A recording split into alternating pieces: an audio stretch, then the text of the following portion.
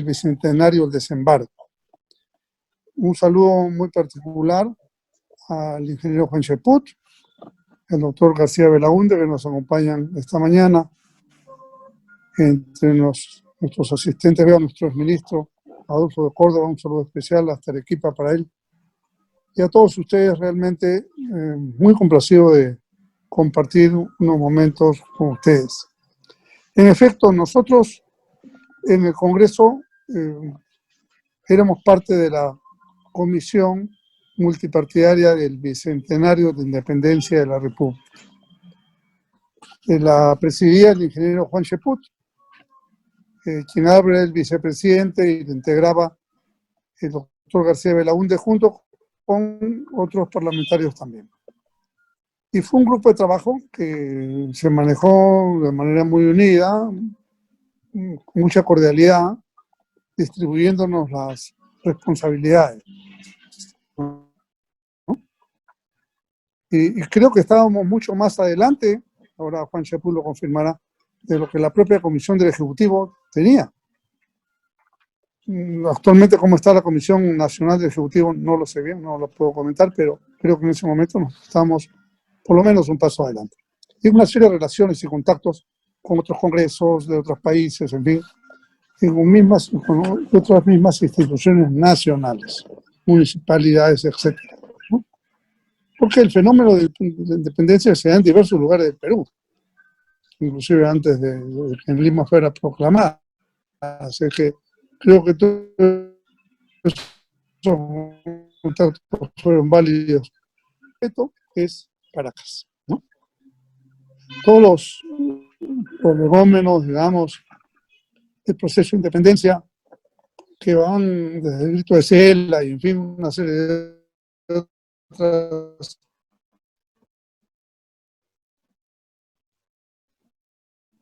acciones de patriotas, son muy valiosos, pero empieza con la llegada de la Expedición Libertadora. El 8 de septiembre termina de desembarcar 9, 10, 11, en 3 días más desembarcaron en Paracas. Se habían embarcado el 20 de agosto, aproximadamente, en Valparaíso, tropas argentinas y chilenas. Y llegaron acá entre 4 y 5 mil soldados. Los historiadores a veces pueden diferir en una cifra u otra. Y un conjunto importante de naves. Lo importante es que, digamos, ¿por qué escoge Paracas? ¿No? ¿Cuál es la decisión? No está claro en las cosas que yo por lo menos he estudiado y leído. No está claro por qué Paracas, pero sin duda se había estudiado con espionajes y con cosas que se habían hecho, de que no fuera un lugar que vaya a facilitar una fuerte resistencia. ¿No? Habían 500 realistas, ¿no? Cercanamente, pero esos se retiraron muy rápidamente. Entonces, y después, inclusive, San Martín hace un despliegue que va desde Chincha, casi en una especie de armisticio con los españoles, no pase de acá por ahora, hasta Ica, inclusive en camino hacia Nazca. Entonces, se enseñorea en la región y empieza a dictar normas y disposiciones y a captar a peruanos. Creo que es muy interesante, campesinos, peruanos, gente de color, afroperuanos que trabajan en haciendas también se suman y así se ven ingresando el Ejército Libertador. Como la penetración es por mar, indudablemente tal como se había estudiado, después se están viendo opciones. Pucusán era una opción de desembarco, Ancón era otra opción, Huacho era otra opción, después efectivamente pasan por Huacho. Juan Cheput seguramente nos contará porque conoce bien porque es de la zona. Trujillo terminan también desembarcando ahí, quizás como una medida de prevención para evitar sorpresas del ejército realista que estaba dando vueltas y que era más numeroso que el patriota, pero no tuvieron, digamos, la decisión de afrontarlo. Lo concreto es que este proceso que empieza estos días de septiembre, que vamos todos a conmemorar, se desarrolla todo el año 2021 hasta la confirmación y ratificación de nuestras libertades e independencias en Junín y Ayacucho. Por eso es que creo que los peruanos tenemos que valorar mucho la hermandad de nuestros países vecinos. Los que vinieron del sur, de Argentina y Chile, los que vinieron del norte, de Colombia y Venezuela. Y fueron los peruanos los que poco a poco se fueron incorporando a este proceso, porque tanto San Martín como Bolívar entendieron que mientras el Perú estuviera en una situación de colonialismo, pues no había forma de asegurar la independencia de los demás países de América del Sur. Así que desde ese tiempo, obviamente, y de antes también, pero en ese tiempo en particular, la trascendencia en nuestro país, yo creo que era invalorable, y la gente se da cuenta, los que impulsaron la independencia, que sin el Perú no había seguridad ni confianza en nada. Bueno, esta es la historia reciente. Yo creo que ahora que va a entrar Víctor Andrés García Belaúnde, que él es muy estudioso de la historia, nos va a entrar con mucho más detalles. Pero yo de esto los proyectos quisiera proyectar un poco a la actualidad, si me permiten.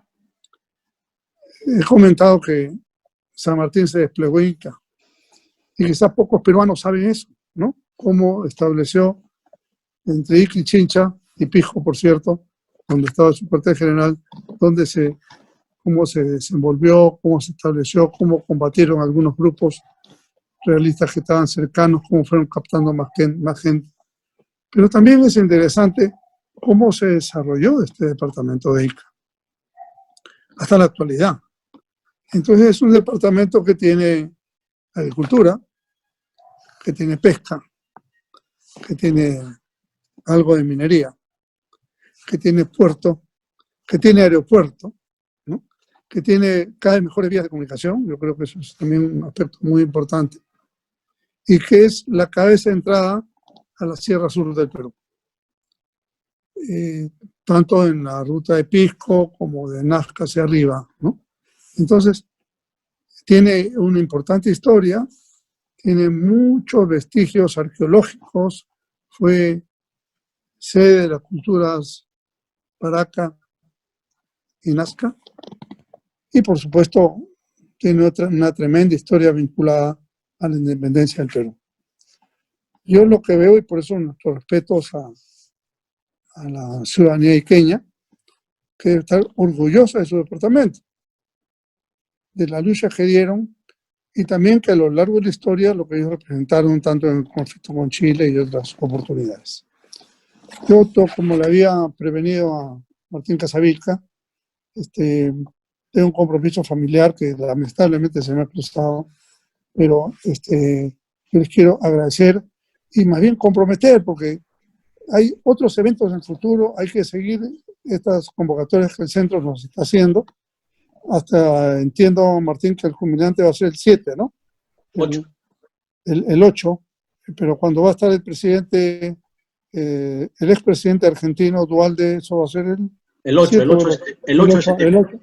El 8 mismo, y que todos compartamos para darle, porque fíjate qué interesante que un expresidente argentino comparta las ceremonias que organiza los peruanos, los patriotas, los intelectuales, el pueblo pisqueño, el pueblo iqueño, y particularmente de Paracas.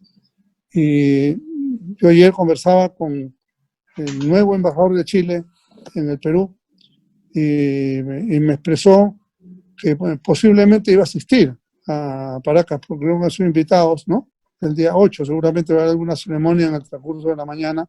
Así es que parece que va a ser un importante lugar de concurrencia con la distancia social correspondiente, pero creo que va a realzar mucho este acto, este hito histórico, que no necesariamente es la primera piedra o el cimiento, pero sí es el inicio del proceso constructivo de la independencia nacional. muchísimas gracias, un gran abrazo a todos ustedes y me parece que va a seguir Juan Cheput, cuya presentación estará a cargo de Martín Casamilca. Muchas gracias. Bien, gracias, doctor Jorge del Castillo, por acompañarnos y dar también usted las palabras y presentaciones del evento en cuanto a la importancia de la fecha, ¿no? Que estamos prácticamente a casi 10 días, 11 días del 8 de septiembre, que es justamente los 200 años, es el bicentenario. El bicentenario se inicia por Ica, por Pisco, porque el otro año es el bicentenario de la proclamación de la independencia. Y en agradecimiento de los organizadores, a usted, a su persona, porque usted nos ha permitido hacer las conexiones con el expresidente Eduardo Duhalde, expresidente de Argentina, que gracias a su gestión él nos va a acompañar en un evento internacional, el cual ya está programado para el martes 8 de septiembre a las 7 de la noche, donde vamos a contar con la historiadora Beatriz Bragoni, reconocida historiadora argentina, Alejandro Orellana, historiador chileno, y Marixa Bazán, historiadora peruana, con quien vamos a hablar sobre el tema del desembarco del general José de San Martín para esa fecha. El expresidente Eduardo Duhalde va a dar las palabras de bienvenida y usted, en calidad de ex primer ministro del Perú, va a dar las palabras de apertura. Muchas gracias, doctor Jorge del Castillo. ¿Algo final, por favor? Te quiero contar que acabo de terminar de leer justamente el libro San Martín de Beatriz Bragoni. Aquí lo tengo, ¿no? Es muy interesante. Yo había leído otras historias sobre San Martín, pero esto es una narrativa de la cual empiezas el libro y no paras hasta terminarlo. Así es que va a ser un gusto conocerla, la misma historia de ahora, el día 8 de septiembre. Bueno, muchas gracias. Hasta luego. Gracias, doctor Jorge Castillo, por su compañía y acompañarnos, valga la redundancia, en esta tarde importante.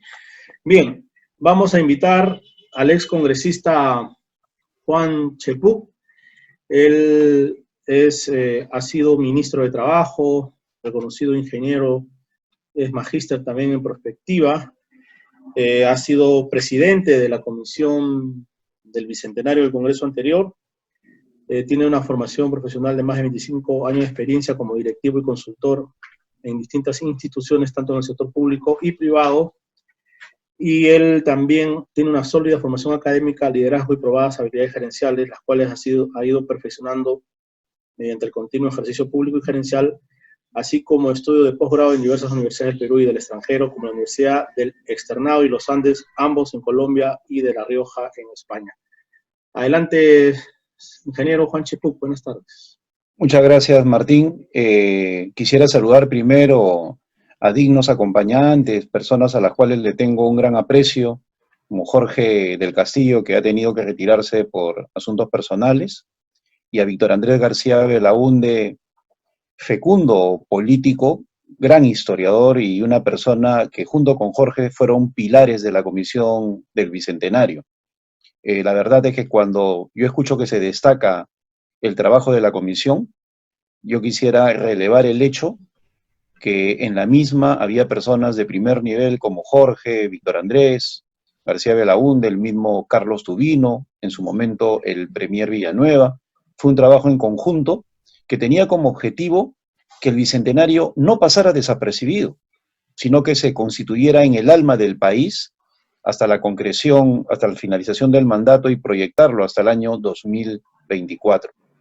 Y en ese sentido, gracias a los contactos internacionales de Jorge y de Víctor Andrés, yo quisiera comentarles que nosotros teníamos planificado que el 20 de agosto hubiera una ceremonia en Valparaíso, con representantes de ambos congresos y del gobierno regional, para celebrar la partida de la expedición libertadora. Y luego, esas mismas personas, el Congreso del Perú, el gobierno regional, las autoridades del Ejecutivo, y obviamente invitados internacionales, los recibieran en Paracas el 8 de septiembre. Lamentablemente eso se frustró como consecuencia del cierre inconstitucional del Congreso, pues yo creo que fechas como esa no pueden pasar desapercibidas, porque constituyen el alma de la nación, y no son cosas que signifiquen abundancia ni gastos excesivos, porque cuando se trata de poner en relieve lo que significa esos actos estelares, esos eventos estelares del país, pues la verdad es que no es un tema de presupuesto, sino de simplemente recordar aquello que nos permitió convertirnos en una república. Quiero hacer un paréntesis también para saludar a Adolfo de Córdoba, me había olvidado, distinguido amigo, y en este momento representante de Arequipa acá en este panel. Y yo quisiera dejar los aspectos históricos a alguien que los domina y los conoce como Víctor Andrés García Belaúnde, y ceñirme al aspecto de la prospectiva, es decir, ¿qué es lo que se espera para Ica en los próximos años?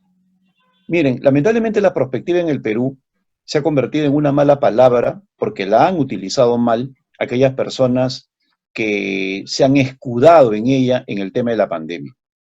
La prospectiva tiene que ver fundamentalmente con análisis de tendencias y proyección. ¿Para qué? Para construir un futuro distinto al que tenemos hoy. No se hace prospectiva mirando el pasado. No se hace prospectiva con cifras de hoy. Se hace prospectiva analizando cuáles son las tendencias, cuáles son las proyecciones y sobre eso construir nuestro propio futuro. En ese sentido, si han querido llevar el tema de la prospectiva al asunto de la pandemia, pues ya había evidencia en otros países de cuáles eran los problemas. Los problemas nunca fueron una mayor cantidad de unidades de cuidados intensivos, sino provisión de medicinas y anticipación, cuidados en casa, etcétera, etcétera, y no se planificó de manera adecuada. En ese sentido, si queremos ver ahora la perspectiva de la región Ica, pues tendríamos que olvidarnos un poco de aquellos documentos que yo he tenido oportunidad de revisar y que hablan de Ica al 2030 sobre la base de lo que es hoy Ica. Y así nos hace la perspectiva. Miren ustedes cómo ha cambiado el Perú en los últimos 5 meses. La perspectiva tiene que ver con de qué manera nosotros generamos las condiciones para un futuro mejor sobre la base de lo que queremos construir, no sobre la base de lo que hemos tenido. Y en ese sentido tenemos que analizar cuáles son los problemas actuales, las tendencias actuales y a qué escenario queremos llegar en 10, 15, 20 años. El Ica del Bicentenario, o el Ica del 2030, o el Ica del 2040, si sigue en una situación similar a la de hoy, no va a poder depender de la agroexportación, porque simplemente no va a haber recursos hídricos si es que no se hace lo suficiente. No va a depender del canon porque las reservas de mineral en Marcona se van a agotar. La infraestructura puede convertirse en infraestructura inútil si no se le brinda la sostenibilidad del caso sobre la base de generación de riquezas.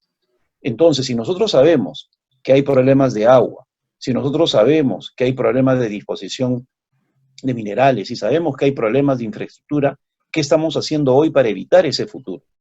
Eso tiene que ver con la perspectiva. Yo creo que Ica tiene varios elementos que pueden significar una distinción si es que se empieza a trabajar desde ahora. En primer lugar, la conectividad con Lima.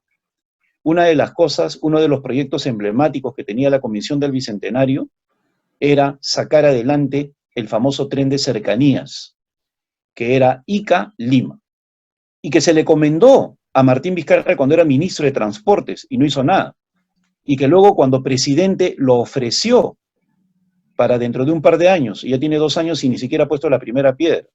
Si hubiera habido posibilidades políticas de exigirla, no tengan ninguna duda que gente del temple político de Jorge o Víctor Andrés o yo, ya se lo hubiéramos dicho, señor, usted ofreció, por lo tanto, por lo menos, empiece, ¿no? Pero como no hay temple político y la gente está preocupada de otras cosas, se han olvidado de ese proyecto emblemático que veníamos trabajando con los parlamentarios de Ica y con el gobierno regional.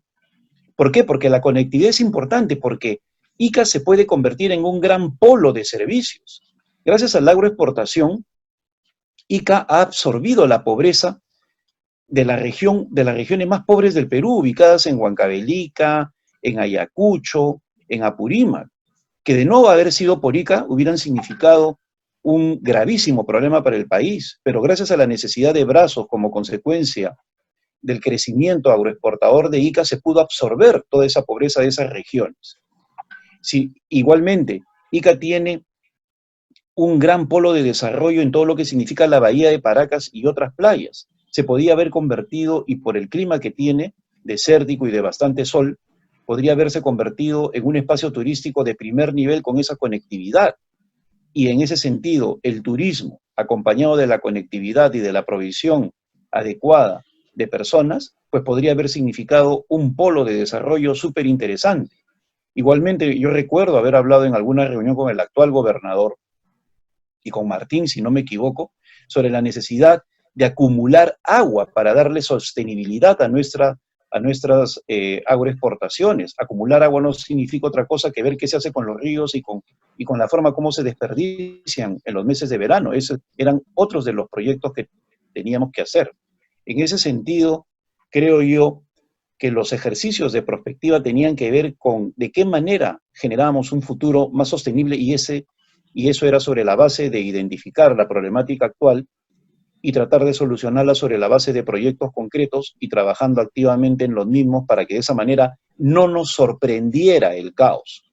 ¿Qué significa eso? De que cuando llegue el problema de que no hay agua, recién reaccionar. Si nosotros seguimos como hoy, sin hacer nada, pues en 10 años puede darse un gigantesco problema en Ica como consecuencia de la ausencia de agua. Y eso va a traer como consecuencia pobreza. Y la pobreza trae problemas sociales como la delincuencia. Entonces, ¿recién ahí vamos a pensar en hacer una represa o en acumular agua? No. Sabemos que eso va a suceder, por lo tanto se tiene que actuar ahora. Y en ese sentido, la prospectiva tiene que definir cuáles son esos elementos que nos van a permitir tener ese desarrollo sostenible. Y eso lo veíamos en la Comisión del Bicentenario. He allí la relación. ¿Por qué? Porque la idea de todos los parlamentarios, porque era una comisión multipartidaria, era no solo dedicarnos al aspecto histórico, sino y diseñar el Perú que queríamos a partir del 2021. Un Perú capaz de voltear la página y no seguir en pleitos sin sentido. Un Perú con mejor pie para enfrentar los problemas de los desafíos mundiales. Un Perú que entienda que no podemos darle la espalda a la minería, es cierto, tampoco a la agricultura, pero también tenemos que potenciar los servicios, como el turismo, la educación, la salud. Y todo eso veíamos a través de los proyectos que habíamos identificado con cada una de las regiones y que trabajamos con cada uno de los parlamentarios. Y yo creo que ese debe ser el sentido. A partir de la ruta del Libertador, que empieza en Paracas y empieza este 8 de septiembre, se tiene que diseñar la ruta del Perú para su ingreso al tercer siglo de vida independiente. Estamos entrando a nuestro tercer siglo. Y en ese sentido, queremos entrar de la misma manera como estamos entrando hoy, en un clima polarizado, en el cual uno no puede discrepar porque de inmediato es descalificado, o queremos ingresar de una manera más efectiva sobre la base de identificar proyectos comunes y relevar lo único que nos puede cambiar, que es la política. Miren, señores, ¿por qué es importante la política? Porque los políticos no somos opinólogos, no somos comentaristas. El político cambia el rumbo de los acontecimientos. El comentarista simplemente hace su análisis de lo que pasa en la sociedad y nadie le hace caso. El Perú es uno de los pocos países en América Latina en el cual la televisión está plagada de comentaristas y no de políticos. Entonces, ¿qué hacen los gobernantes? Escuchan a los comentaristas, le dan la espalda, no les importa, porque el comentarista no emplaza, el comentarista no da propuestas, el comentarista no da opinión ni da crítica, el comentarista no fiscaliza, el político sí. Y en un Perú de comentaristas, de opinólogos, de abogados y de consultores, no existe la crítica política y por lo tanto el gobierno puede hacer lo que se le dé la gana sin posibilidad de cambio.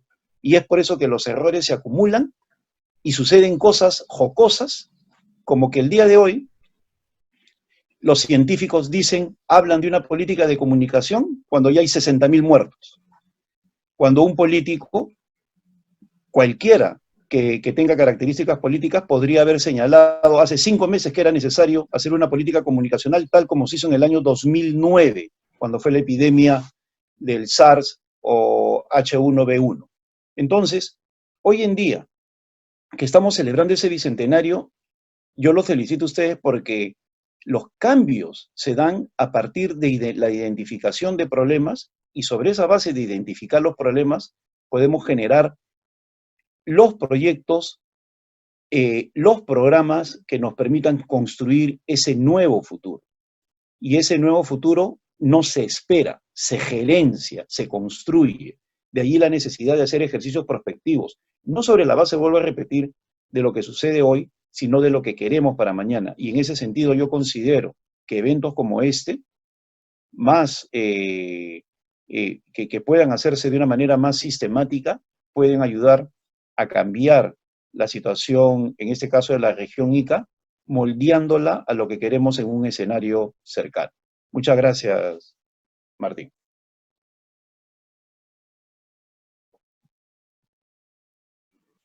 Bien, gracias, ingeniero Juan Chepuk, por sus reflexiones y por justamente darnos una mirada de la realidad actual frente al Bicentenario. Quiero dar el uso de la palabra a uno de los representantes de las instituciones que estamos organizando este evento, no sin antes decirles que el día 8 de septiembre se va a realizar un evento internacional, justamente el mismo 8, a las 7 de la noche, con un distinguido expresidente de la República Argentina, como es el señor Eduardo Duhalde. También saludar la presencia del ingeniero Adolfo de Córdoba Vélez, es diputado y es ministro de Agricultura, que nos gustaría también escuchar su opinión en los minutos subsiguientes. Vamos a invitar a Víctor Camasca, presidente del colectivo Pisco al Bicentenario, para justamente nosotros en el colectivo estamos promoviendo el tema de la prospectiva, una mirada de la región Ica hacia el futuro, y ya con ello estamos trabajando, justo le conversábamos eso al ingeniero Juan Chepuk. Adelante, Víctor, presidente del colectivo Pisco al Bicentenario. Los micrófonos están abiertos, Víctor. Buenas tardes.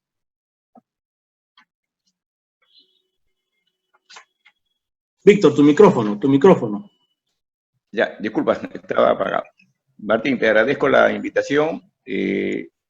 Reiterarte que agradecerle a Jorge del Castillo, que nos acompañó en el lanzamiento del Bicentenario acá en Pisco, en Paracas, un 8 de septiembre, de hace un par de años, cuando había un lanzamiento y Pisco no fue considerado dentro de ese programa. Tuvimos la iniciativa de lanzar el programa Bicentenario desde Pisco, ¿no? Al señor Chepuk, que estuvimos en su despacho, precisamente dándole los alcances de lo que era nuestro propósito y la alegría que él es un especialista en prospectiva. Comprometerlo en las próximas, porque como él ha hecho un resumen de las posibilidades de hacer un estudio y aprovechar estos próximos 50 años, que nosotros los llamamos así, la perspectiva que pensamos es para los próximos 50 años, que en el 2070, 2071, podamos decir que hemos cumplido una meta de elaborar una ciudad distinta, con la calidad de ciudadanos también distintos, ¿no? Eso para la coincidencia que manejamos en el análisis breve que ha hecho. Agradecerle su participación, sé que se tienen que retirar, por eso la urgencia, y continuar con este proyecto porque son hombres de valía y útil para nuestra región en una connotación de carácter encajado con los planes nacionales y precisamente viendo las tendencias mundiales y cómo es que podemos aprovecharlo como ciudad histórica, conmemorando los 200 años del desembarco de José de San Martín acá en el Perú. Muchísimas gracias, Martín. Gracias, Víctor Camasca Zapata, presidente del colectivo Pisco al Bicentenario, quienes desde hace 3, 4 años últimos se viene trabajando en distintas actividades, publicaciones, eventos, actividades académicas, culturales, en favor justamente de relevar el Bicentenario. Bien, ingeniero Juan Chepuk, algunas palabras finales, nuevamente agradecerle por su presencia, y como les comenté, contar con su apoyo para actividades de prospectiva que queremos hacer en el futuro. De acuerdo, Martín, a mí me gustaría quedarme a acompañarlo a Víctor Andrés, me gustaría escucharlo, porque siempre se aprende mucho de él y estoy, ¿cómo te podría decir? Hasta las 6:15, ahí sí me tendría que desconectar porque tengo que entrar a otro Zoom, y con mucho gusto me gustaría quedarme para escucharlo a Víctor Andrés. Bien, gracias, ingeniero Juan Chepuk Mor, por su importante exposición y por acompañarnos en esta tarde. Debemos indicar también que nos está acompañando el señor Manuel Oyola Lara. Él es el actual presidente del Club Social Pisco, el local donde allí José de San Martín instaló su cuartel general, Monumento Histórico Nacional. Está también entre los invitados, que en unos minutos también vamos a invitarlo. Bien, entonces, sin mayor preámbulo, tenemos también el honor de presentar al señor Víctor Andrés García Belaúnde. Él estuvo también como candidato a la presidencia, ha sido congresista, reconocido político a nivel nacional. Ha tenido como abuelo nada más y nada menos a Víctor Andrés Belaúnde, quien fuera presidente de la Asamblea General de las Naciones Unidas. Bien, señor Víctor Andrés García Belaúnde, buenas tardes. Su micrófono, A ver, ¿ahora sí? Sí, lo escuchamos, muchas gracias. Ya, sí, adelante. ok, muchas gracias por la invitación, gracias por la protección a los amigos que nos escuchan, que no los veo y no los escucho necesariamente. Los saludo mucho al amigo Oyola, por supuesto también, pisqueño de tradición, y por supuesto a Jorge Castillo, que ya parecería que se ha retirado, y a Juan Cheput, que es un placer, para mí ha sido un gran honor siempre y una gran satisfacción personal e intelectual haber compartido curules parlamentarias con Cheput, y sobre todo en el tema de la Comisión Bicentenario, que recuerdo que trabajó mucho, él ayudó muchísimo, fue una pieza importante en la comisión, y esa comisión hizo 3 cosas importantes que quiero resaltar y recordar.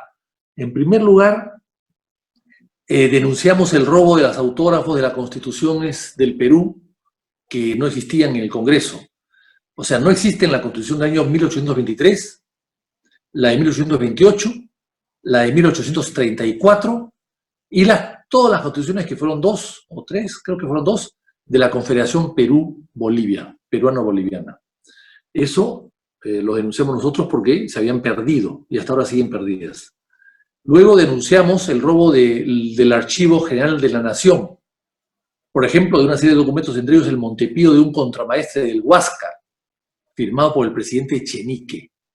También se perdió. Yo recuperé algunos documentos después que compré una cachina y los entregué al archivo con el compromiso que no se vuelvan a perder, por supuesto. Pero claro, se pierden documentos y nadie dice nada o nadie hace nada. Luego paralizamos a través de la comisión un segundo entierro de un coronel, Carlos Llosa, que murió en la batalla de Tacna, en el Alto de la Alianza, pero que la familia había encontrado un cadáver, mejor dicho, habían encontrado un cadáver en el Alto de la Alianza que decían que era de él y querían volverlo a enterrar con honores militares. Yo descubrí que no, que ya había sido enterrado en 1891.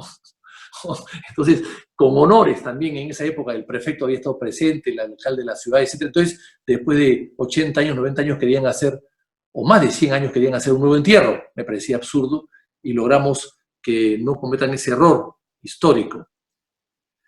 Bueno, y después pedimos la reorganización de una serie de archivos del Congreso que estaban en desorden, documentos del siglo XIX y del siglo XX. Bueno, pero en fin, eso es lo que se hizo, entre otras cosas, y eso hay que agradecerle mucho a Cheput, que fue muy importante en la estrategia que hizo la comisión y lo que pudimos hacer. Comisión que está ahora, la nueva, no sé qué cosa estará haciendo y no sé qué cosa puede hacer. Creo que no hay mucho interés del gobierno actual de celebrar el Bicentenario, que está a puertas, en 8 meses, pero sin embargo vemos que no ha hecho absolutamente nada el gobierno y no lo va a hacer. Pues bien, ¿qué importancia tiene Pisco para la independencia del Perú? Yo creo que es muy importante, algo ya ha dicho Jorge del Castillo y algo ya ha dicho Cheput, en el sentido de que se escogió la bahía de Paracas para la llegada de la expedición, que parte el 20 de agosto de Valparaíso y que llega al Callao, llega a Paracas el 7 de septiembre. Acá hay una crónica de Manuel Quimper. Manuel Quimper es el jefe militar español de Pisco en esa época, y dice, en una de sus comunicaciones al virrey, le dice lo siguiente: son las 5:30 de la tarde, hora en que se presentan a la vista como 10 velas, entre grandes y pequeñas, por el boquerón de San Gallán. Y sin duda alguna creo que se trata de la expedición de insurgentes tan descantada. Y luego te dice el 8, que era el tiempo era el mismo, pero bastante nublado hacia la costa. A las 8 de la mañana se avistó Punta Lobos, a las 3:04 llegamos a la boca de la entrada de Pisco. El día 8, el amanecer, el general San Martín con el almirante y el jefe del Estado Mayor se dirigieron a la costa. Después de haber recorrido, saltaron en tierra. Eso está en un diario de la Expedición Libertadora. Y luego la Gaceta de Lima, lo que es el peruano, el día martes 12 de septiembre de 1820, informa oficialmente de que ha llegado una expedición libertadora y que está en el sur. Ahora bien, lo interesante de esto es que primero eran como 14 barcos y como 4.000 personas aproximadamente habían cruzado ya. Ante todo hay que recordar que San Martín era un jefe libertador de Argentina, pero no era la persona más importante de Argentina. Tenía a su cargo una provincia, la provincia de Cuyo, en un extremo de Argentina, cerca a la cordillera de los Andes, pero no era un hombre que era el único o el principal líder de las provincias del Río de la Plata. Él decide, sin permiso de Buenos Aires, cruzar los Andes y libertar Chile. Sin permiso de Buenos Aires. Inclusive le dicen que no se vaya, pero él decide cruzar los Andes, una travesía con 3.000 hombres y 10.000 mulas por los Andes, a través de una serie de planos que tenía muy antiguos. Cruza los Andes, que fue un cruce heroico, y los agarró por detrás a los españoles en Chile. Y los sorprendió, lógicamente, los sorprendió y los derrotó en Chacabuco y Maipú. Luego, después, con la ayuda de O'Higgins y de otros ilustres argentinos, Las Heras, Guido, etcétera, Monteagudo, y los chilenos, O'Higgins y otros más, se contactan con Cochrane para que él ponga la armada y deciden viajar al Perú. El Lord Cochrane era un filibustero, era un aventurero, era un hombre que le gustaba más el dinero que el patriotismo, pero que puso los barcos a la disposición de la expedición con ánimo, evidentemente, de cobrar, y efectivamente se cobró a sí mismo después, y eso fue los pleitos que tuvo con San Martín. Entonces, esta expedición llega al Perú. Ahora, era muy importante, San Martín en realidad, desde un primer momento, no quería una guerra frontal con los españoles. En primer lugar, porque él finalmente había sido parte del ejército real en la guerra de independencia de España hacia la invasión napoleónica. Y además, había estado presente San Martín en Cádiz cuando el capitán general de Cádiz fue asesinado por una turba en Cádiz, por descontento de la población. Él había estado presente porque era su asistente. Entonces, él tenía mucha conciencia clara de la ira del pueblo cuando había problemas y cuando se manipulaba o se abusaba del pueblo o finalmente no se le escuchaba al pueblo o no se le representaba al pueblo. O sea, él era consciente muy bien de Entonces, él lo que quería era llegar al Perú y con el ejército de 4.000 hombres asustar, o sea, hacer que la gente se defina. Había gente que no tenía partido ni por uno ni por el otro, había gente que era realista y había gente que era patriota, pero la gran mayoría estaba en el medio, ¿no? Eran neutros, estaban dispuestos a inclinarse de acuerdo un poco a las circunstancias o de acuerdo un poco a cómo se presentan las cosas. Él confiaba en eso, y cuando llega a Pisco y desembarca en Pisco, él empieza a hacer una labor por allí, por supuesto. El señor Quimper, Manuel Quimper, que era el jefe de la plaza, español, se va, el pueblo lo saquea, lo vacían, se van todos, se queda muy poca gente, y pues claro, eran muy pocos ellos, con un ejército de 4.000, evidentemente había pues 30 o 40 custodios o soldados españoles y no podían hacer pues ningún tipo de resistencia, se van. Pero la llegada del Ejército Libertador, y acá lo acabo de señalar con la Gaceta del Perú, que hoy día es el diario del peruano, ya todo el Perú sabía que había un ejército libertador. A propósito, insisto en el tema ejército libertador. ¿Por qué? Porque hace poco el ignorante, el señor Vizcarra, porque es ignorante en historia, celebró los 199 años del ejército republicano, la creación del ejército republicano. Pero si no había república, la república se crea en la Constitución del año 22. El año 20 no había república. El ejército era el ejército libertador, o en todo ejército, el ejército libertador de los Andes. El ejército de los Andes, pero no era un ejército republicano. La república no existía, y además, muchos de los que venían acá creían que no era necesaria una república, y lo voy a demostrar. Entonces, ¿qué pasa? Volviendo a lo anterior. Entonces, a partir de allí, se corre la voz de este ejército, y lo que trata de hacer San Martín es convencer a la ciudadanía de que se pongan al lado de ellos y que puedan llegar a acuerdos de llegar a una independencia sin matanza, sin guerra. Y tan es así que hay dos importantes reuniones, una en Miraflores y otra en Punchauca. La de Punchauca es mucho más importante. Al sur de Lima nosotros hablamos con Cheput en la Comisión Bicentenario para expropiar Punchauca y restaurar Punchauca y hacer un gran museo, porque es muy importante. Pero en Punchauca, que se reúne San Martín con el virrey, nada menos, o sea, fueron conversaciones con dos virreyes, porque hay que recordar que primero estuvo Pezuela, a Pezuela le da un golpe de Estado, porque se dicen que no está haciendo nada, entra la Serna, y la Serna finalmente es el que sale derrotado en Ayacucho. Pero con los dos, o sea, la llegada de San Martín produce un golpe de Estado en el Perú también. Entonces produce una definición de las gentes sobre los libertadores, sobre los realistas o patriotas, pero también pone en jaque a la propia autoridad española, que se divide, le da un golpe de Estado a un virrey que era legítimo y nombra a un general que después España lo reconoce, pero que era un espurio, era un virrey espurio. Y entonces en las reuniones de Punchauca plantea San Martín tres cosas.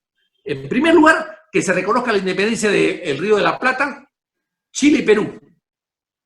No se acepta. En segundo lugar, plantea una junta de gobierno,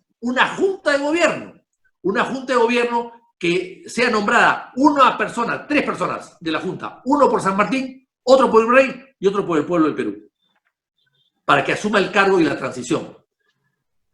Bueno, y en tercer lugar, que todos... en tercer lugar, que se mande una misión, fíjate, interesante, una misión peruana o española que vaya a España, que viaje a España, que hable con el rey Fernando VII, el peor rey de los españoles, por supuesto, Borbón, que vaya y que le pida al rey, que el rey nombre dentro de la casa real, de la familia real, a un príncipe para que pueda ser monarca en el Perú, rey del Perú. ¿Por qué? La gente dice que absurdo. Tenía su lógica en ese momento. Porque si en el Perú hubiese habido una casa monárquica, hubiese tenido el favor de toda Europa, el respaldo de toda Europa. Toda Europa era monárquica finalmente, salvo Francia con la Revolución Francesa y con Napoleón, pero tenía pues un viso de monarca también, ¿no? Bueno, ya estaba en ese momento, Napoleón estaba, y había vuelto los Borbones al trono francés. Pero en fin, Europa era monárquica, por lo tanto, y la independencia de Estados Unidos era todavía incipiente, no se sabía cuáles eran los resultados. Eran 13 estados que se unían en una república federativa que no se sabía muy bien qué cosa era. Después, Estados Unidos se consolida con la guerra de secesión, antes no.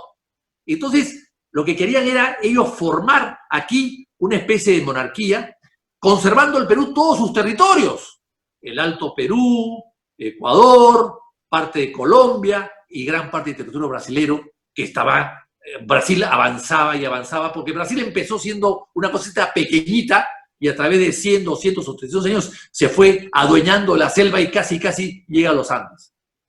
Si no llega a los Andes es de puro milagro.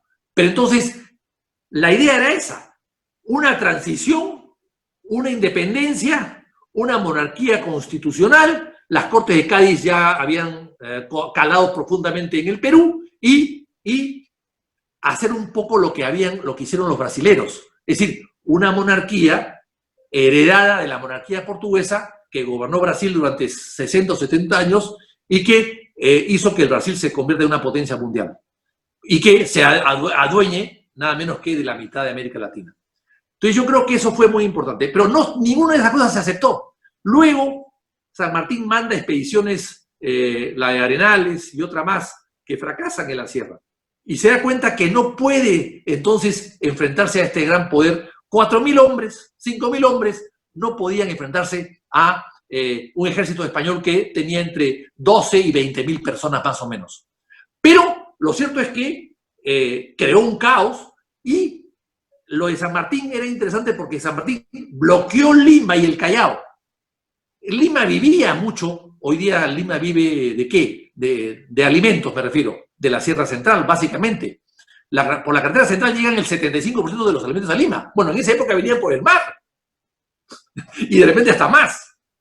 Y entonces, si no hay mar, si hay bloqueo por la armada de Cócrates en el mar, y San Martín rodea Lima, en el norte primero al sur y después en el norte, entonces la ciudad empieza a estar aislada, empieza a faltar alimentos, empieza a faltar todo tipo de cosas en Lima. Por eso es que el virrey se ve obligado, el otro virrey, la Serna, con su ejército, a irse hacia la sierra para poder... Y sabiendo además que no podía venir ayuda de España, no solamente por el mar, porque no podía llegar, sino que además en España estaban con grandes problemas sociales y políticos. Entonces yo creo que eso fue muy importante. Ahora bien, entonces volviendo a la expedición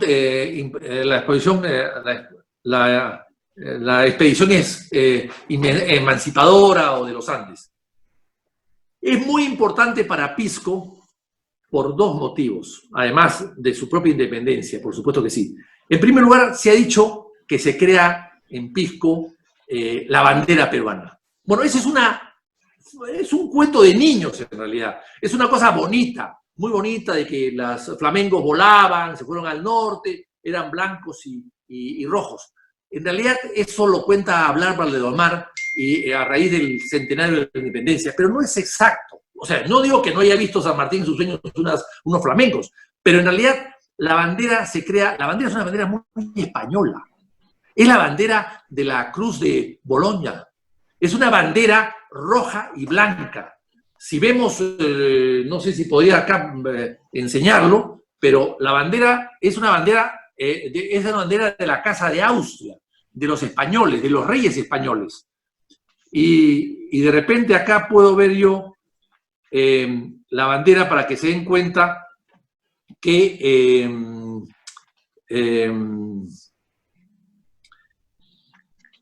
a ver, espérate, vamos a ver si lo veo. Novoa, no. Novoa. A ver. Mira, esta es la bandera en realidad, ¿no? No sé si se logra ver. Esta es la bandera que creó San Martín. Y esa es la bandera de la Casa de Austria. Es prácticamente igual.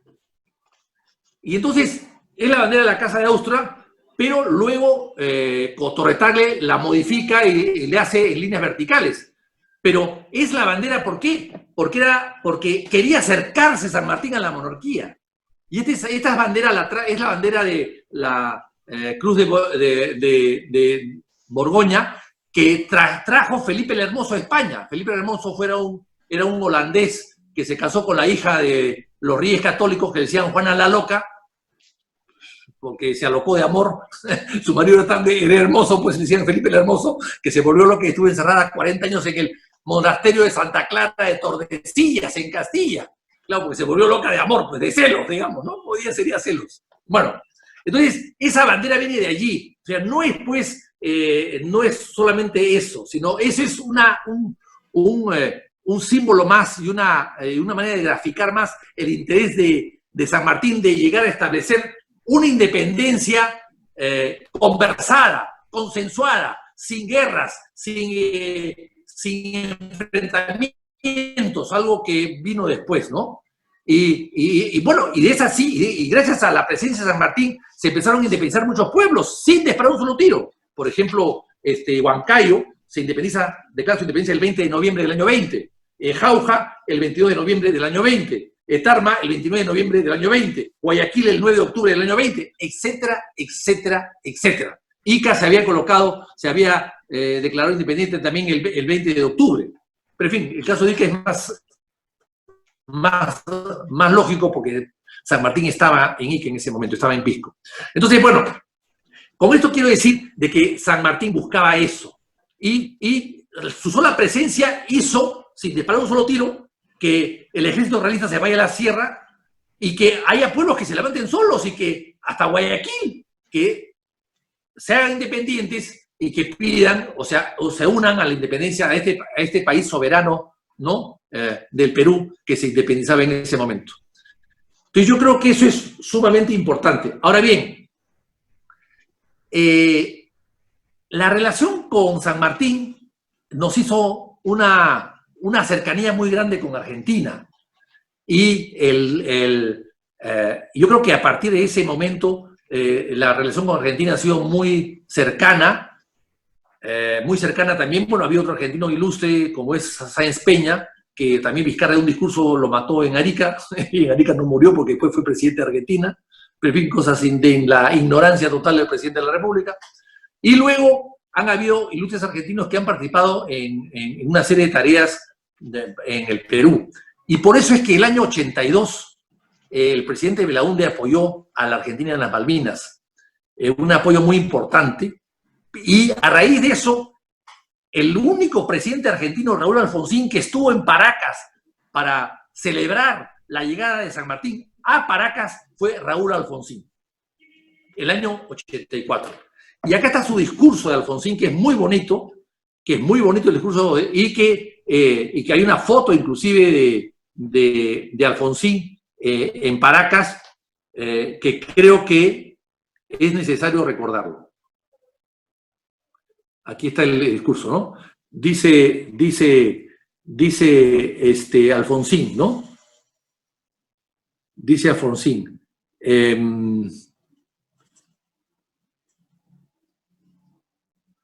Dice Alfonsín.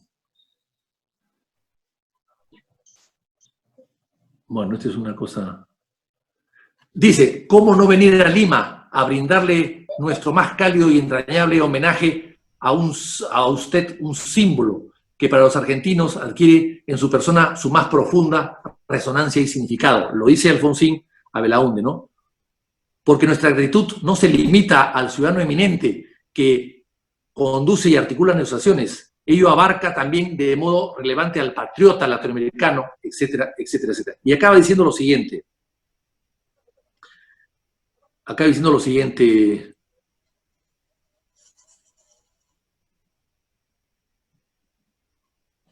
Señor presidente Belaúnde, le dice, al imponerle el collar de la Orden del Libertador General San Martín, es todo el pueblo argentino que desea expresar su reconocimiento por su lucha democrática, por sus esfuerzos en pos de la unidad de América Latina, por su solidaridad con los argentinos durante los difíciles meses de 1982 y por sus denodadas gestiones de paz.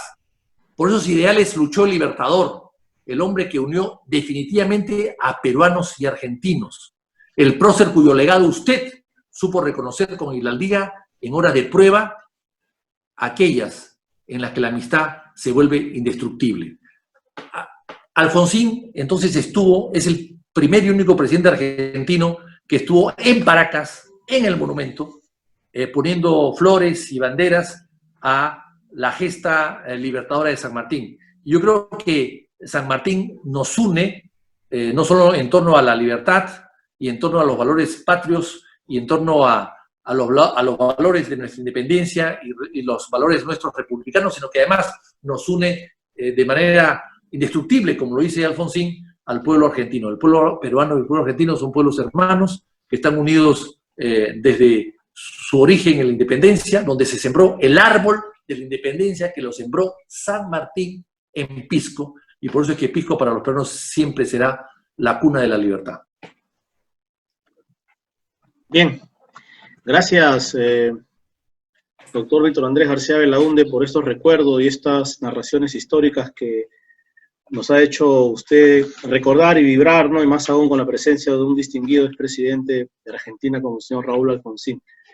Bien, hemos indicado a los participantes que si desean hacer algunas preguntas pueden hacerlo llegar también por el chat o nos las hace saber para darle el uso de la palabra. Quisiéramos, no sé, de repente ya en los minutos finales, señor Juan Chepuk, algunas palabras ya finales, dado sus compromisos. Adelante, señor Chepuk. Ya, ahora sí puede prender el micrófono. Ya, muchas gracias. Bueno, primero que nada, felicitar a Víctor Andrés por, como siempre, excelente disertación. Nos ha ilustrado. En una conversación, en una cena organizada por Víctor Andrés con el actual presidente de Argentina, Víctor Andrés, te lo recuerdo, imagínate cómo sería la conmemoración del Bicentenario si no hubieran cerrado el Congreso. El propio Alberto Fernández se comprometió a hacerlo a lo grande en su discurso en la cena que se le organizó. O sea, muchas cosas se han frustrado por este cierre inconstitucional que verdaderamente es penoso. El actual presidente de Argentina es muy amigo de Víctor Andrés y tiene un especial cariño por el Perú y señaló en una cena su predisposición a hacer de este bicentenario una celebración por todo lo alto como se merece. Ahora, yo quisiera circunscribirme en esta parte final a reiterar mi compromiso con todos ustedes en el tema prospectivo. Yo creo que es una cuestión que se tiene que asumir con bastante seriedad, como lo vienen haciendo, por una sencilla razón. Es lo que pensamos dejarle a las futuras generaciones en momentos en los cuales ni siquiera vamos a estar. Yo solamente quisiera señalar, para que vean cómo otros países planifican, que hay estudios de prospectiva, por ejemplo, China 2100, ¿no? Japón está siguiendo, Japón y Alemania tienen estudios 2070 y los siguen al pie de la letra. Todo lo que es Chile hoy día son consecuencias de estudios prospectivos hechos a finales de los años 90. O sea, los países planifican y construyen su futuro. Yo recuerdo haber visto, y esto lo pongo como ejemplo, que Chile en 1992 había deficiencia alimentaria, en 1992. Y le preguntaban a los chilenos, ¿cómo? Si no tenemos tierras. Y bueno, ellos dijeron, iremos a Argentina, iremos al Perú, y miren ustedes dónde tienen sus inversiones agrícolas si no es en Argentina y en el Perú. Pero ellos decidieron ser potencia agrícola, ¿y sobre la base de qué? De capital humano, y capital obviamente económico como consecuencia de los fondos de pensiones. ¿A dónde llevamos nuestros fondos de pensiones? A invertir. ¿En qué? En agroexportación. No tenemos tierra, compremos. ¿Y qué hacemos con los ingenieros? Formemos, ¿no? Eso es prospectiva. Construir un futuro de la nada. No tenían tierras, pero querían tenerlas.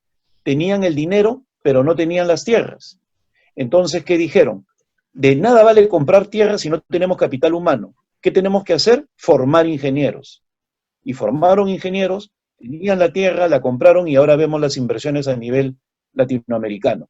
Igual, yo creo que si nosotros queremos imaginar un futuro distinto para Ica, se tiene que hacer un trabajo colectivo que involucre a las distintas organizaciones de Ica, los colegios profesionales, la universidad. La universidad tiene que ser el eje.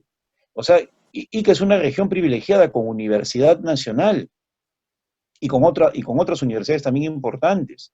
Obviamente al gobierno regional como eje central también, y obviamente también a otros elementos de la sociedad civil, así como el sistema político.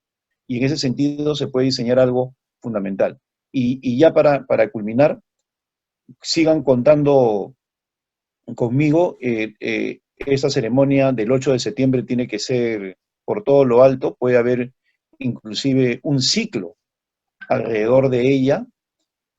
No olvidemos que el Bicentenario no es un día, es todo un proceso que empieza con este desembarco y culmina el 9 de diciembre de 1824. Y la ceremonia central, como muy bien lo señaló Víctor Andrés García Belaúnde, en el caso del Congreso, era en septiembre del 2022. ¿Por qué? Porque empieza el Congreso y por lo tanto es la partida de nacimiento de la República del Perú, el 29 de septiembre del 2022, nuestro día central. Mucha gente piensa que la proclamación es lo mismo que el inicio de la República, y no es así, como bien lo señaló en su exposición Víctor Andrés. Bien, muchas gracias, ingeniero Juan Chepuk, por sus palabras finales y también por las reflexiones que nos ha hecho saber. Vamos a invitar al ingeniero Adolfo de Córdoba Vélez, que también nos acompaña en esta noche. Él ha sido diputado, distinguido ciudadano arequipeño, y ha sido también ministro de Agricultura en el segundo gobierno aprista, del doctor Alan García. Adelante, ingeniero Adolfo de Córdoba. Ya está su micrófono, puede abrirlo, por favor. Primeramente, felicitarte a ti, Martín, por estas actividades en esta fecha tan importante. Saludar a nuestros ilustres excongresistas, dignos representantes, a Jorge el Castillo, a Víctor Andrés García Belaúnde y a Juan Cheput, integrantes de esta comisión tan importante y una fecha tan trascendental para nuestro país. Lamento mucho y concuerdo con eso plenamente con Víctor Andrés, la ignorancia de gobernantes que tenemos, que no entiende la importancia ni conoce la historia de nuestro país.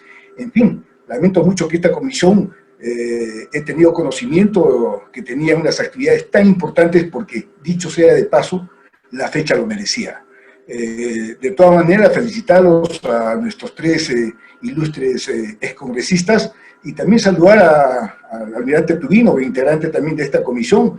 Creo que personajes destacadísimos iban a llevar a cabo. Pero en fin, creo que estamos todavía a tiempo, no esperamos mucho de esta fecha tan importante y tan trascendental para nuestro país que lo lleve a cabo este gobierno. Pero en fin, creo que este tipo de actividades por lo menos realzan y ojalá que podamos hacer algo por este bicentenario, fecha trascendental para todos nosotros. Mi saludo a Víctor Andrés, siempre aprendiendo mucho de sus disertaciones, a Juan por el manejo técnico de estos temas y por supuesto a mi amigo y compañero Jorge el Castillo, porque siempre ha aportado mucho a nuestro país. Un saludo fraterno a ustedes y reitero mis felicitaciones y a ti, Martín. Muy buenas tardes.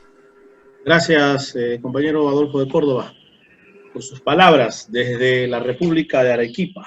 Distinguido ciudadano arequipeño, diputado y ex ministro de Agricultura. Vamos a invitar al presidente de la Asociación Nacional de Escritores y Artistas ANEA Región Ica, Willy Muñoz Vizconte, como parte pues, de los organizadores de este programa Diálogos por el Perú, para escuchar y también poder ver algunas reflexiones. Adelante, Willy, puedes prender tu micrófono.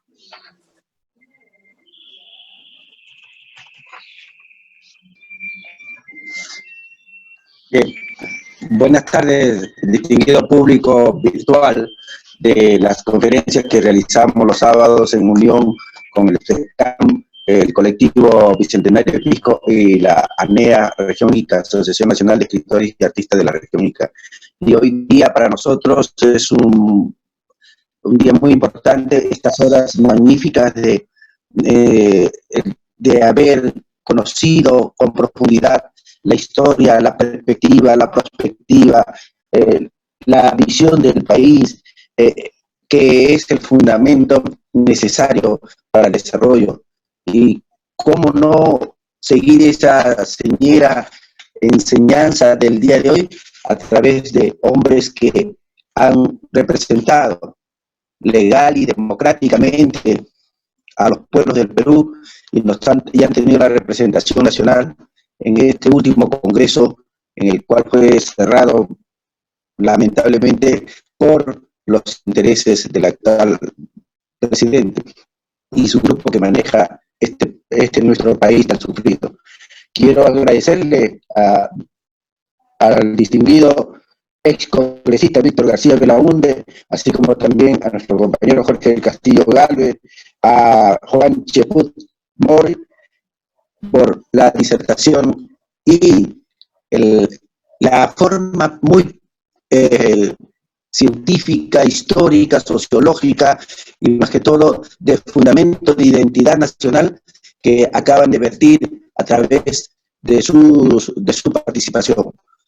Estamos seguros que el auditorio virtual el cual tenemos, en donde se fundamenta mucho los docentes de la región Ica y ciudadanos que cultivamos el arte, las letras, la artesanía, etcétera, es muy importante escuchar de ustedes esta clase que ha sido una clase no solo modelo, sino una clase fundamentalmente peronista. Qué lástima que ustedes no pudieran haber seguido en la Comisión del Bicentenario del Congreso de la República, porque de haberlo seguido estamos seguros que todo el país se hubiera unido en una fuerza no solamente telúrica, sino en una fuerza y una simbiosis de amor a la patria, con la conducción de ustedes en una serie de actividades, planes, trabajos y realidades fundamentales, como la que acaba de decir nuestro distinguido invitado Juan Cheput, con respecto a la perspectiva de otros países que se han adelantado a vivir mejor con años que nosotros ni pensamos, porque somos muy desorganizados, no por culpa de nosotros, sino por este tipo de gobernantes que tenemos actualmente. Es importante la presencia de ustedes, porque la figura de San Martín es una figura relevante, es una figura que debe estar constantemente en la capacidad de valorarla tal como todo peruano debemos realizar. Y en esa unidad de sus acciones y sus hechos. Muchos cuestionan que por qué no hizo batalla, porque fue diferente a Simón Bolívar, pero este personaje histórico tuvo sus tácticas para poder enrumbarnos en una nueva perspectiva de país, porque hasta ese momento no teníamos noción de país. 300 años de colonialismo, el haber vivido bajo la gira de una monarquía absoluta, nuestro cerebro en aquella época pues no funcionaba con los principios democráticos y republicanos. Y San Martín tuvo que ser una especie de bisagra para que nosotros pudiéramos alzar la mirada hacia el futuro y empezar a mirarnos como país. Cuán importante es su papel y cuán importante es el celebrar el bicentenario del desembarco de San Martín, porque allí vamos a empezar la NEA, CECAP, el colectivo bicentenario de Pisco, vamos a empezar a celebrar y a convivir con la historia que a veces en estos últimos tiempos está olvidada o la han dejado. Este es un esfuerzo privado. Las tres instituciones no recibimos subvención ni apoyo de ninguna institución del Estado. Y vemos con tristeza cómo un Ministerio de Cultura da las espaldas a todo este trabajo. Y vemos con tristeza cómo los comités o las sociedades patrióticas que se han formado por parte del Estado tampoco funcionan y no hacen esta tarea. Por ejemplo, la NEA viene trabajando el bicentenario con charlas y conferencias desde el 1 de mayo y seguimos todos los viernes en forma muy metódica conferencias gracias al apoyo que nos da el Centro de Estudios Históricos de la Facultad de Ciencias Sociales de la Universidad de San Marcos, con una buena plana de conferencistas. Y estas conferencias son dedicadas no solamente al público, sino también a los docentes, a los estudiantes. Promovemos participación en las comunidades, en las municipalidades, en las organizaciones, en este trío, en este trinomio de alianza estratégica que venimos trabajando a través de la ANEA, Bicentenario y CEPCAM. Y vamos a continuar, así como ustedes que vienen trabajando como hoy lo han hecho, no harán en el mar, sino construyendo los sentimientos nacionales que a veces están dispersos. Por eso les agradecemos a nombre de la Asociación Nacional de Escritores y Artistas de la región Ica. Estoy seguro del bicentenario, que está presente también el presidente, y se con Martín Castavilca, vuestra presencia que ha sido muy valiosa, muy importante, y le deseamos éxitos siempre en el camino político que ustedes siguen, y por favor, no perder esta vinculación, seguir siempre juntos, amigo Víctor García Belaúnde, Jorge del Castillo y Juan Cheput, seguiremos molestándolo porque necesitamos que la región Ica también se fundamente de esa identidad histórica, regional, social, cultural, política, y quién mejor que ustedes sean los conductores y los maestros de esta obra tan difícil, pero que tenemos la perspectiva y queremos hacer la perspectiva. Muchas gracias. Bien, gracias Willy. Muñoz Pisconde, presidente de la NEA ICA, dando cuenta de las actividades y los eventos que se vienen realizando. Vamos a invitar al señor Manuel Oyola Lara. Él es un distinguido pisqueño, quien a su vez es presidente del Club Social Pisco, el local El Solar, donde allí José de San Martín instaló su cuartel general cuando llegó a Pisco, y también fue El Solar, la casa donde nació Carlos Ignacio Pedemonte y Talavera, ilustre pisqueño y sacerdote, y quien fuera también uno de los presidentes del primer Congreso Constituyente de Perú. Adelante, señor Oyola. Muy buenas tardes. Buenas tardes, Martín. Buenas tardes a los señores expositores por estas expresiones históricas muy interesantes. Considero de que la fecha del 8 de septiembre para los pisqueños y el Perú entero es una fecha trascendental, porque al desembarcar San Martín en Pisco, originó que la expedición libertadora del Perú iniciara la gesta libertadora que concluye con la capitulación de Lima y la proclamación de la independencia del Perú. Nosotros, como presidente del Club Social Pisco, que es el propietario del cuartel general de San Martín, hemos hecho todo lo posible con las autoridades pisqueñas para construir el local. En momentos que llega la pandemia, hemos trabajado incansablemente con todas las partes involucradas y ya tenemos el proyecto para que este 8 de septiembre se pueda iniciar la construcción del club. Esperemos que eso sea así y poder de alguna manera hacer una celebración como un justo homenaje al general San Martín, a la expedición libertadora y a todos los que hace 200 años lucharon por dejarnos una patria libre, justa, digna, para desarrollarnos como un país soberano. Como vuelvo a repetir, yo espero de que esto sea así. De lo contrario, seguiremos trabajando incansablemente para que muy pronto se inicien los trabajos ya de la construcción de este local histórico, en la cual San Martín permaneció 48 días y también nos dejó el testimonio de la creación de los símbolos patrios. Muy bien ha dicho el expositor, el congresista amigo personal, el doctor Belaunde, que la historia nos enseña a muchos de que la bandera aquí fue diseñada por la bandada de flamenco, ¿no? Que fue una historia muy aparte que hizo últimamente Abraham Valdelomar.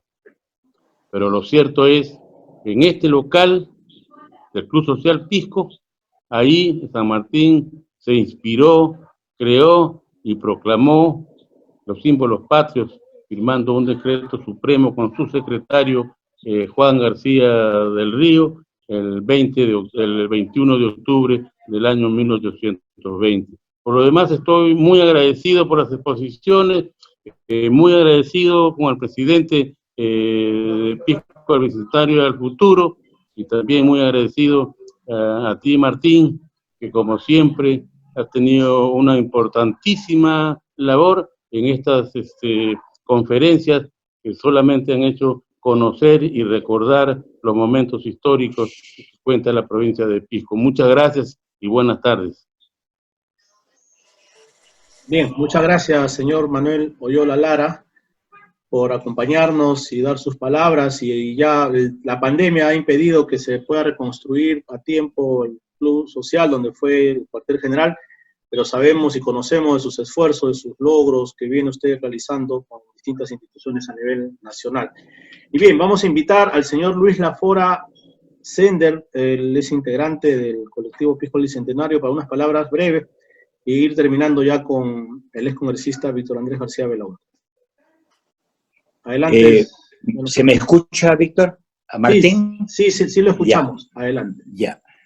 Primeramente, agradecer a los dignos invitados, conferencistas, y agradecerles por las exposiciones y por toda la cultura histórica que nos transmiten. Agradecerte a ti, Martín, y a Víctor Camasca por ser gestores de estas exposiciones. Voy a ser bien breve y directo. Quisiera preguntarle al doctor García Belaúnde dos temas con relación al movimiento independentista. Hace unos días atrás, un general chileno, dentro de este ciclo de conferencias que Martín y Víctor tienen a bien organizar, manifestó que Chile fue el financista de la gesta del viaje hacia el Perú. Número uno. Es algo que yo más diría que fueron intermediarios de fondos de Inglaterra, del Reino Unido. Eso por un lado. Y por otro lado, otra pregunta, doctor, es ¿cuánta fue la participación de la masonería en este movimiento independentista? Eso es todo, doctor. Gracias. Gracias, señor Lafora. Bueno, ¿yo puedo hablar? ¿Puedo contestar? Sí. Por supuesto. Bueno, me hace preguntas que son para conferencias, ¿ah? Yo para lo conferencias, sé. ¿Ah? Caramba, a ver, voy a tratar de resumirlo. Primero la masonería y después el tema de la plata. ¿Quién puso la plata, no es cierto? Bueno, la masonería, que es la más corta, muchos eran masones. San Martín, Bolívar, muchos. ¿Por qué? Porque la masonería te permitía el anonimato. Se refugiaban en la masonería era una especie de clandestinidad, la manera de poder trabajar por la independencia y no ser descubierto, denunciado y condenado y fusilado, perseguido, era ser masón. El secreto de los masones era pues un secreto de Estado prácticamente. Entonces era normal la masonería en ese momento, ¿no? Casi todos los que trabajaron en la independencia eran masones. En el tema del financiamiento, a ver, no, yo creo que el general chileno lamentablemente tiene algo de razón. Esto fue financiado, Argentina lo financió un poco a Chile, y Chile lo financió la expedición libertadora de Chile al Perú. Ahora, sí, hubo colectas en Chile, colectas y San Martín inclusive cuando Cochrane le pide que le pague, él dice, no, esto lo ha financiado Chile y Argentina, ¿cómo usted a Chile y Argentina? San Martín. Porque Cochrane estaba desesperado por plata. Su ambición económica era más grande que su ambición patriótica y emancipadora. Tan es así que en Ancón agarró plata del Estado y se la metió al bolsillo y se llevó la plata a Cochrane para pagarle a su gente. Y él decía que estaba varios meses en Lima, o en el Callao, en la costa del Perú, y nadie le pagaba nada y tenía que pagar a su gente. Entonces, inclusive, insisto, se autopagó y eso fue el pleito que vino con San Martín. Ahora bien, las consecuencias, ¿cuáles fueron? Es decir, el Perú entró en la guerra, en estos problemas de guerra, en este problema de independencia que duró hasta el año 24, pero en realidad el caos de la independencia duró hasta Castilla. O sea, el Perú se desangró desde el año 20 hasta el año 50 que llega Castilla al poder, 49. Eso es 30 años que la economía peruana se destruyó, que era una economía próspera, muy próspera. Era pues una gran economía, era un país importante. Hay que recordar que solamente había 2 virreinatos durante 250 años en América, que eran México y Perú, y que solamente antes de la independencia, 30, 40 años antes de la independencia, se crean a costa del Perú, en Sudamérica, no en Norteamérica, se crean 2 virreinatos. Nueva Granada, que es Colombia, Venezuela, lo que es Panamá y parte de Ecuador, y abajo La Plata, que era pues Uruguay, Paraguay, algo de Bolivia y punto. El resto era el Perú. Entonces, y luego se crean las audiencias con ciertas autonomías y de ahí surgen las repúblicas. Hay que recordar que Brasil se quedó una sola colonia, un solo país. En el Perú, de 3 virreinatos, primero de 2 virreinatos y después de 4 virreinatos se crearon 22 repúblicas. 22 repúblicas. O sea, Brasil manejó mejor las cosas porque no hubo guerra de independencia. El rey de Portugal dejó a su hijo en el Brasil y se regresó a Portugal después de la invasión napoleónica y él fundó el Imperio de Brasil. En el Perú, San Martín quiso hacer algo parecido y no pudo, como yo lo conté hace un momento. De tal manera que acá todos los generales que participaron en las batallas quisieron ser presidente del Perú y vino el caos durante 30 años. Pero cuando se inicia el caos en el Perú, a partir del año 20, 21, 22, porque claro, todo se paraliza. Cuando un país está en guerra, con 2 gobiernos, un gobierno en Lima y otro gobierno en la sierra, evidentemente el Perú está paralizado. ¿Quién se beneficia? Chile. O sea, Valparaíso, el puerto del Callao era más importante que Valparaíso. Pero a partir de allí, el puerto de Valparaíso fue más importante que el del Perú. Entonces, Chile se benefició con la quiebra del Perú. Con la guerra del Perú, Chile se benefició. Chile no era muy importante. El Perú estaba toda la flota, y claro, y sobre todo el ejército español estaban en el Perú. Entonces, el Perú era más importante y se volvió más caótico. Chile no, rápidamente se recuperó y ya. Chile vivía conscientemente. Chile no dependía mucho de España. Chile dependía del Perú. Entonces, la independencia de Chile no es de España. Es una independencia del Perú, era casi una provincia del Perú. Era una capitanía general que dependía del Perú. Entonces, claro, si Chile se independiza del Perú, bueno, automáticamente empieza a ganar dinero, empieza a irle mejor en la economía.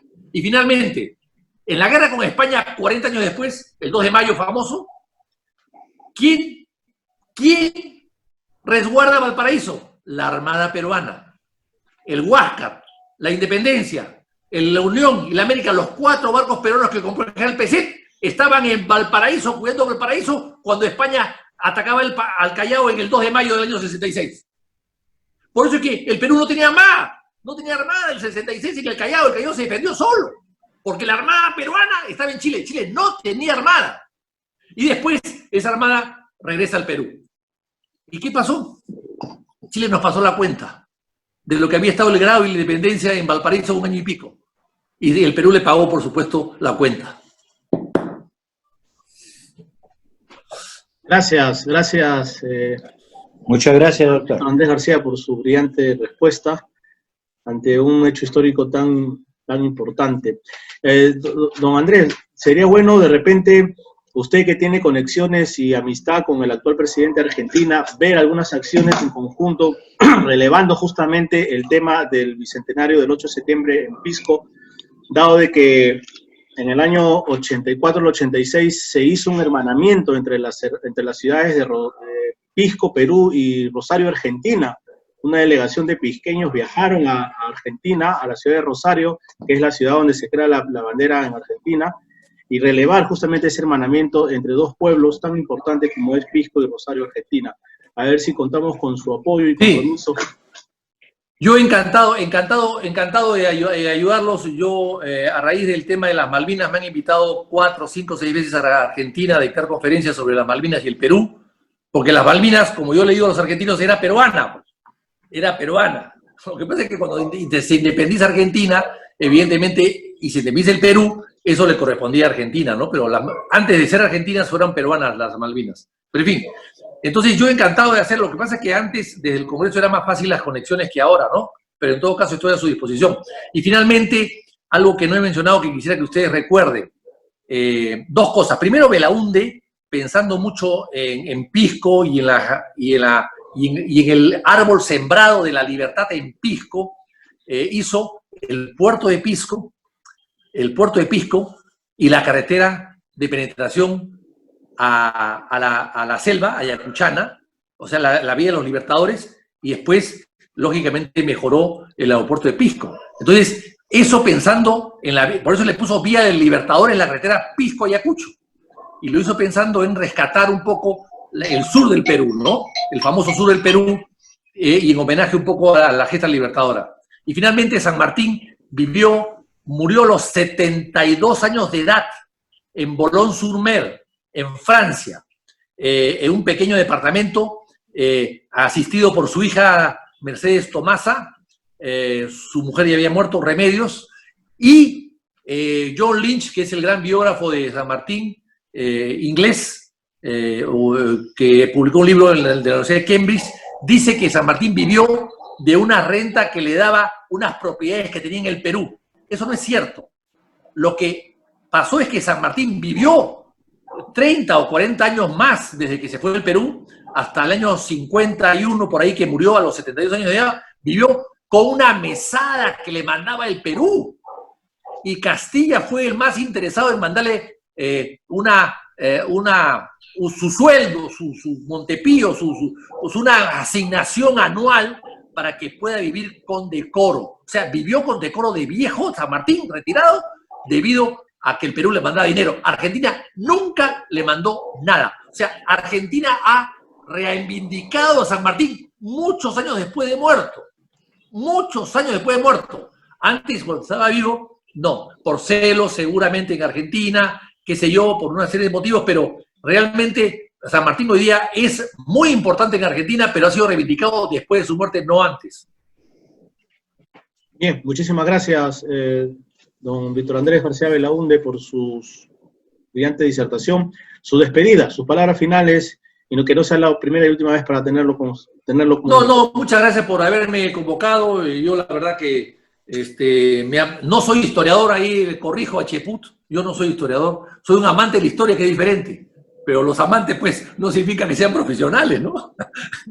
Pero me encanta la historia y la historia del Perú, sobre todo, me fascina, y por lo tanto, cualquier cosa que pueda hacer yo para ayudaros a ustedes y colaborar a ustedes en temas históricos, estoy siempre a vuestra disposición. Bien, muchísimas gracias, señor Víctor Andrés García Belaúnde, por su participación. Vamos a invitar a Víctor Camasca, presidente del colectivo Pisco el Bicentenario, para sus palabras de cierre y reflexiones finales. Adelante, Víctor.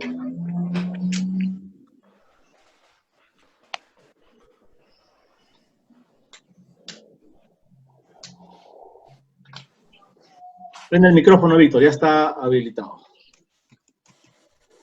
Ahora sí, Martín. Señor Víctor Andrés García Belaúnde, representante de los expositores, realmente agradecerle porque usted ha dado una cátedra. Quizás como buen amante todo lo hace por amor, de tal manera que ha salido mejor que una disertación de cronología histórica, pero los datos que ha mostrado son muy importantes, ¿no? Son novedosos. Desde nuestra iniciación como colectivo al Bicentenario, siempre hemos querido descubrir cosas nuevas, no repetir lo que los libros sospechamos que están mal, ¿no? Y usted hoy día ha dado una versión totalmente distinta, pero coherente, ¿no? Realmente, en nombre del colectivo Pisco al Bicentenario y al Futuro, le agradecemos su participación. Transmítale estos criterios al señor Jorge del Castillo y al señor Cheput. Sabemos que vamos a seguir coordinando porque hay un espíritu patriótico de descubrir la historia y de construir futuro. Agradecerle la presencia de Willy Muñoz de la NEA ICA por estar acompañándonos en esta labor titánica de hacer cultura. De igual manera a Martín Casavilca y a todos los asistentes. Nosotros como pisqueños hemos tratado de reactivar este sentimiento, recuperar la identidad que es tan rica en esta zona de Ica, pero también valorar todos los esfuerzos que han hecho los pueblos del Perú por la independencia. Un dato que quisiera corroborar con usted, no es pregunta, tampoco es polémica, pero uno de los expositores, porque hemos tenido muchos, como usted lo decía, cuando San Martín llega a Chile, el ejército era más argentino que chileno. Luego, cuando Chile de Chile se viene al Perú, había una paridad, pero cuando se retiran del Perú, todos los soldados militares eran de cierta calidad extranjera. Lo cierto es que el Perú entregó su sangre, los peruanos lucharon por su independencia, las condiciones políticas que se crearon posteriormente a la independencia, ya usted también lo ha dicho, fue caótica, lo que dañó el inicio de la República. Señor Víctor Andrés García Belaúnde, muchísimas gracias. Tú, Martín, que me has permitido cerrar, agradecer a todos los participantes y que continuaremos haciendo el esfuerzo que el 8 de septiembre no pase desapercibido. Tenemos varios eventos y empezamos tenemos varias organizaciones que están haciendo eventos simultáneos. Ese es el esfuerzo que estamos haciendo desde Pisco, desde la región Ica, para poder conmemorar como se debe los 200 años del desembarco de la Expedición Libertadora en Pisco. Señor Víctor Andrés García Belaúnde, muchísimas gracias, y al auditorio, muchísimas gracias por su participación. Muchas gracias, Martín. Bien, gracias Víctor Camasca Zapata, presidente del colectivo Pisco el Bicentenario, por las palabras finales, y también a nuestros tres invitados de lujo, al doctor Jorge del Castillo Gálvez, al ingeniero Juan Chepuk Mor, y también a Víctor Andrés García Belaúnde por su participación, por darnos, cada uno desde su óptica, de su perspectiva, darnos justamente reflexiones, datos históricos, analizando la realidad sobre el Bicentenario. Decirles que el día martes 8 de septiembre tenemos un evento internacional a las 7 de la noche a través del mismo link y contraseña, ID y contraseña, donde vamos a contar con la presencia de tres historiadores importantes: Beatriz Bragoni de Argentina, tenemos a Marixa Bazán de Perú y Alejandro Orellana de Chile, para hablar justamente sobre los 200 años del desembarco de la Expedición Libertadora en la Bahía de Paracas, provincia de Pisco, región Ica, y vamos a tener a un invitado de honor, un invitado muy especial, como las palabras de apertura, al expresidente de nuestra hermana República de Argentina, el señor Eduardo Duhalde, quien también se desempeñó como vicepresidente del primer gobierno del señor Carlos Saúl Menem. Él va a estar presente con nosotros para dar las palabras de apertura, y las palabras de cierre finales va a estar a cargo del doctor Jorge del Castillo Gálvez, ex primer ministro del Perú. Es un evento internacional de lujo, con la cual las instituciones organizadoras está Colectivo Pisco el Bicentenario, ANEA Región Ica, y el CECAN, Centro Peruano de Capacitación y Mercado, que tengo el honor de presidir, y todos en conjuntos para poder coadyuvar con un granito de arena en esta etapa tan importante como es la conmemoración,